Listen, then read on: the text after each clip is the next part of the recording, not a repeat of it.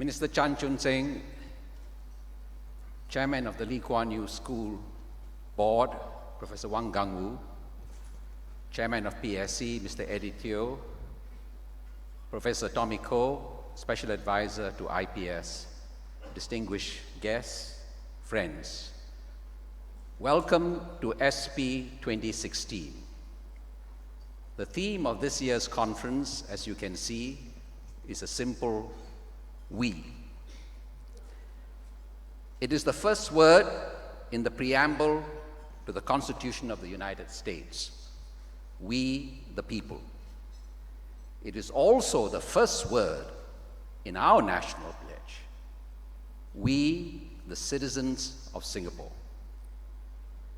It is an example of what, in modern rhetorical theory, has come to be known as a catachresis. That is the linguistic imposition that brings into existence that which it posits. The we, in we the people, is the application of a pronoun used by a speaker to refer to himself or herself and one or more other people considered together, as the Oxford English Dictionary defines we, to a much larger grouping of people largely unacquainted with each other, be they in the United States, China, or Singapore, thus bringing into existence the imagined community that we collectively posit by referring to ourselves as we. When it was applied by the framers of the US Constitution to the people of the 13 colonies, they in effect claimed for the people the sovereignty that had hitherto reposed in the king, with the royal we thus replaced by the popular we. The first time we heard we used to describe us was in the famous press conference that the founding Prime Minister Lee Kuan Yew gave on the occasion of Singapore's separation from Malaysia. We all remember when he said he would always look back on our leaving Malaysia as a moment of anguish. What most of us forget, till we were reminded of it at last year's National Day parade, was that he had ended the press conference on an altogether different note with these stirring words. We are going to have a multiracial nation in Singapore. We will set the example. This is not a Malay nation, this is not a Chinese nation, this is not an Indian nation. Everybody will have his place, equal. Language, culture, religion. Then he ended, and finally, let us, really Singaporeans, I cannot call myself a Malaysian now. We unite, regardless of race, language, religion, culture. I cannot call myself a Malaysian now. That transition from one imagined community, Malaysian, to another, Singaporean, was fraught with tension. I will play you this clip produced by MediaCorp for last year's 50th anniversary celebration as illustration.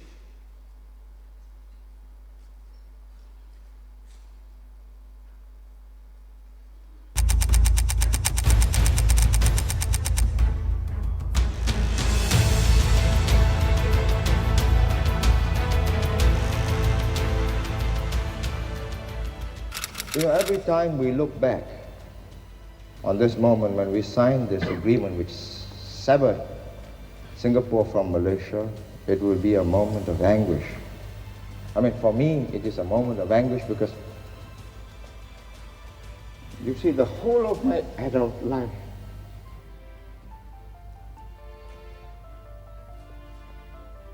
I had believed in Malaysia, in merger, and the unity of these two territories. You know, as a people connected by geography, economics, and ties of kinship,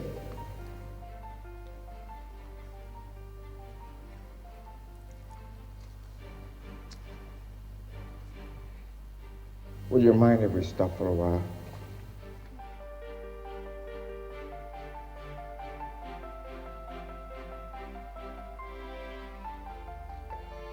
There's nothing to be worried about. Many things will go on just as usual. But be firm, be calm. We are going to have a multiracial nation in Singapore. We will set the example. This is not a Malay nation, this is not a Chinese nation, this is not an Indian nation. Everybody will have his place, equal. Language, culture, religion. And finally, let us really, Singaporeans, reunite, regardless of race, language, religion, culture.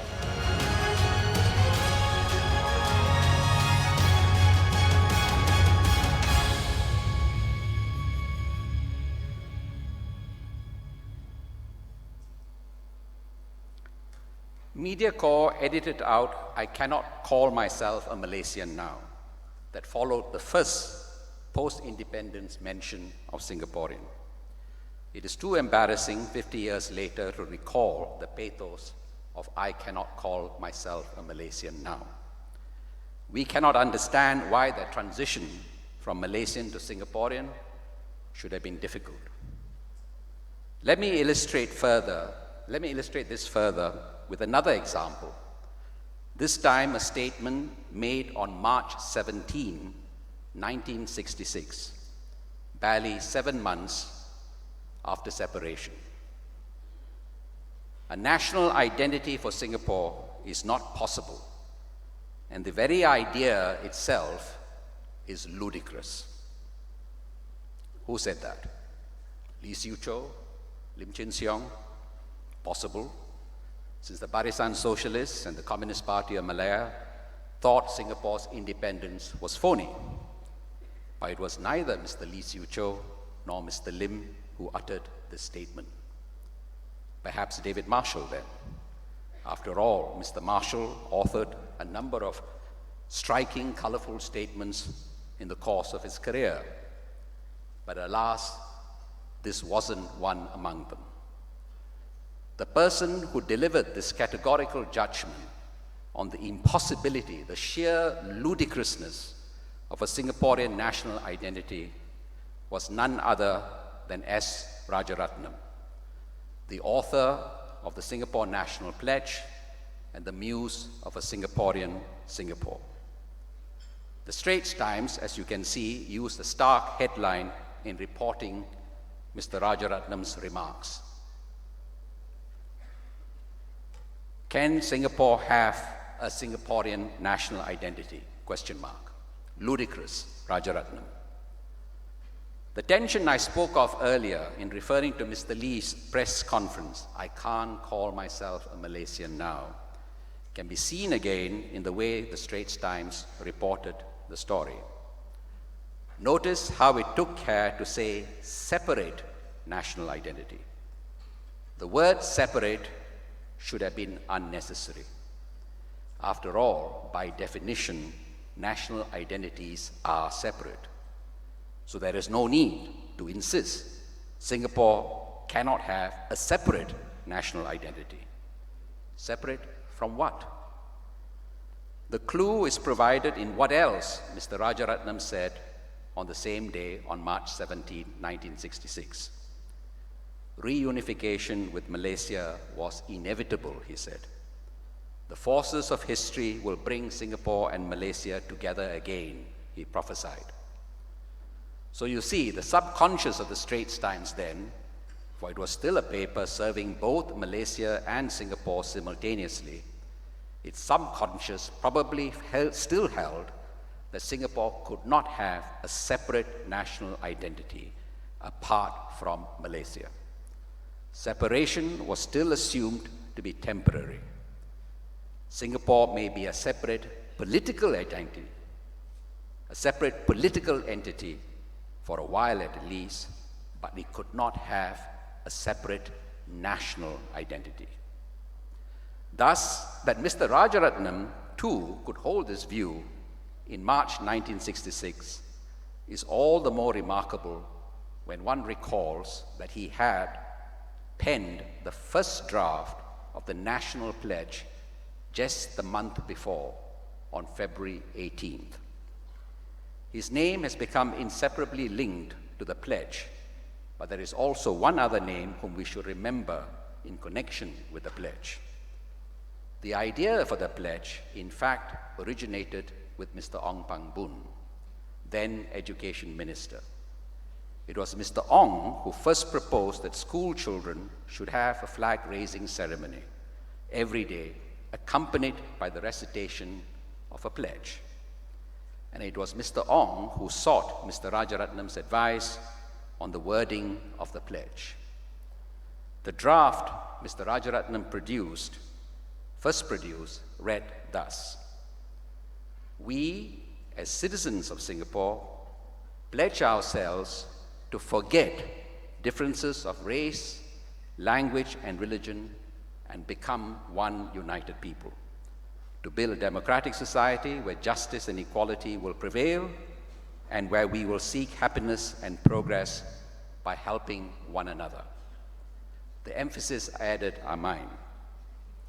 Note first the weak beginning. We as citizens of Singapore. As though there is a distinction between we and citizens of Singapore. As though the we here exceeded, went beyond mere citizens of Singapore. Might we hear in this subtle hiatus or gap between we and citizens the conviction that Mr. Rajaratnam was to express a month later, that there can be no such thing as a Singaporean national identity. His implicit, perhaps unconscious logic seemed to be that Singapore may be a separate political entity with citizens to call its own, but its possession of a national identity awaited fulfillment in the not-so-distant future when we are reunited with Malaysia. We don't have Mr. Rajaratnam's redrafts or Mr. Lee Kuan Yew's edits, but the final version that school children my age first recited on August 24th, 1966, 6 months later. I remember that day clearly as though it were yesterday. I was in primary 6. The pledge began definitively and powerfully thus: "We, the citizens of Singapore." No hiatus or gap between we and citizens. The we that we learned to call ourselves from that day coincided with citizens of Singapore. We thus came to be known into existence as a collective pronoun, simply we. I draw your attention next to what Mr. Rajaratnam's first draft enjoined us to do: forget differences of race, language, and religion. Forget, meaning erase, extinguish, expunge, obliterate differences of race, language, and religion. Can that be possible? How does one forget differences of language, for instance? Every time I hear a Chinese Singaporean, for example, speak Mandarin or Hokkien, I am bound to remember, not forget, that I do not know Mandarin or Hokkien, and that these languages produce worldviews quite different from the languages I am acquainted with. And as for forgetting differences among religions, who but an agnostic could have taken that as a serious possibility? The formulation in the pledge, as we know it, one united people, regardless of race, language, or religion, is more realistic in its command. It does not deny racial, linguistic, or religious differences exist, let alone call for their obliteration. Rather, we are enjoined to go beyond them. Remember our differences, remember that we are different, and then accept our plurality, set aside our differences, go beyond them. The pledge urges us. That is difficult enough, but far more possible than forget our differences and then make sure you never remember them erase all memory of our plurality as the first draft would have demanded of us. Sometimes we have to remember our differences in order to go beyond them, as when we make provisions for minority representation in Parliament, for instance. We could have said racial differences don't matter, let's forget them. No need for a Presidential Council for Minority Rights, no need for minority representation in Parliament. And of course, if the electorate had then elected only Chinese to Parliament, we would have discovered racial distinctions did matter after all, for the minorities would most certainly have felt excluded. In the United States, the courts have insisted on electoral districts with built-in African American or Hispanic majorities to ensure minority representatives in legislatures.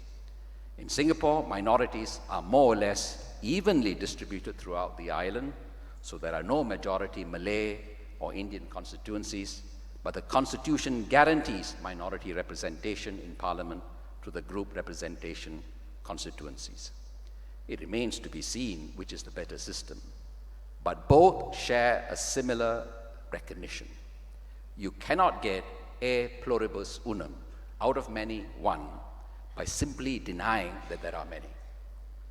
We, as citizens of Singapore, pledge ourselves to forget differences of race, language, or religion, the first draft, or we, the citizens of Singapore, pledge ourselves as one united people, regardless of race, language, or religion. By choosing the latter, Singapore's founding leaders recognized that we cannot be one without also acknowledging that we are many, any more than one can produce a rainbow by smudging the different colors. This is the first and most important thing we should note about the we in our pledge. It does not call for the erasure of differences. We are not enjoined to forget our separate identities. Rather, we are urged to accept our plurality, and we are urged to go beyond them. Go beyond our separate racial, linguistic, religious, cultural identities so as to encompass the imagined community that lies beyond our differences. Becoming Singaporean, in other words, from the beginning, was never conceived as a matter of subtraction, but rather of addition. Not a matter of less, but of more. Not a matter of forgetting our separate identities, but of remembering the possibility of a national identity beyond those separate identities.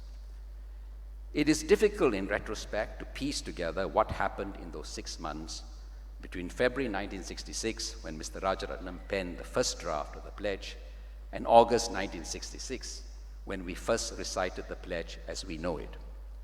But somehow, our founding leaders, perhaps unknown to themselves, perhaps tentatively, began imagining in those months the possibility of a national Singaporean identity, and became firmer in their conviction that Singapore shall indeed forever be a sovereign, democratic, and independent nation, as the proclamation declares. For the meaning of the pledge, the meaning of we, was not obvious from the start. The pledge itself wasn't the national pledge, as we now call it, from the word go. It was, for my generation, only something that we recited while in school, an adjunct to the daily flag-raising ceremony. We did not recite the pledge in the SAF during national service. Indeed, it wasn't till 1987 that the pledge even featured in the National Day Parade, when an extended version of the song, We Are Singapore, was sung as the grand finale together with the recitation of the pledge. And it wasn't until 1988, the year after, that we recited the pledge with the right fist clenched to the heart as we do now. Before that, we raised our right hand as when taking an oath, as indeed the pledge was initially conceived, an oath taken by school children before the flag. The meaning of the pledge, in other words, the meaning of we, accrued as the story of our island nation unfolded. As we became more confident that a Singaporean national identity was not only possible, but was beginning to take shape, the we became more substantial, and the pledge became a more powerful statement of our ideals. It was the future of our own elaboration that imbued our originating symbols and ideals with meaning. Our history did not unfold like a macadamized road from our originating symbols and ideals. It was our commitment to the possibility of a national identity, we, the citizens of Singapore, that produced the we. We did not begin with a fully conscious we that came festooned with a ready-made national identity. And so it should be over the next 50, 100, perhaps 1,000 years. Every moment in our as yet untold tale must begin with the decision, we shall exist. It must always be possible to say, we, the citizens of Singapore, that the elaboration of a we does not require the obliteration of differences, racial, religious, or linguistic, that we accept our pluralities, political and social, that becoming a more perfect we, or acquiring a deeper national identity, shall always be a matter of becoming more than the sum of our parts, not less, addition, not subtraction. This conference was organized with the aim of imagining the future of we. Singapore will undoubtedly face many challenges in its future, political, social, economic. In politics, we will have to learn to accommodate a demand for plurality, for a contest of ideas, for alternative views to be represented in Parliament. In society, we'll have to learn to manage new diversities, quite aside from the traditional ones of race, language, and religion. In economics, we will have to strive to contain stark differences of income and wealth and ensure that no part of we is left behind. And to ensure that we can have a conversation about ourselves, we have organized this year's Singapore Perspectives as a series of dialogues. There shall be no papers. Each of our main speakers, each a likely core member of the next generation of leaders, will first engage a distinguished panel of 3, followed by an open dialogue with you, the audience. I invite all of you to participate. Speak for Singapore, speak for we. It was an incredibly brave thing that our founding generation did 50 years ago. The notion that a collection of such diverse peoples could have anything in common was indeed ludicrous. But just as God said in Genesis, "Let there be light," and there was light, our founding generation made a decision to exist. We, the citizens of Singapore. And so we came into existence.